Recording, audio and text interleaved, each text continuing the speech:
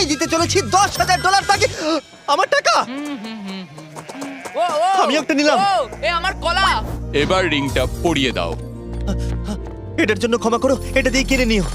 ও ও এই মুভিটা কিন্তু সত্যি খুব ভালো, আমি দেখতে। ও মাই গড, ও এটার জন্য ক্ষমা করো। এই শোনো শোনো ধরো ওকে ও কোথায় গেল? ওই ও, দিকে। ওদিকে, ঠিক আছে।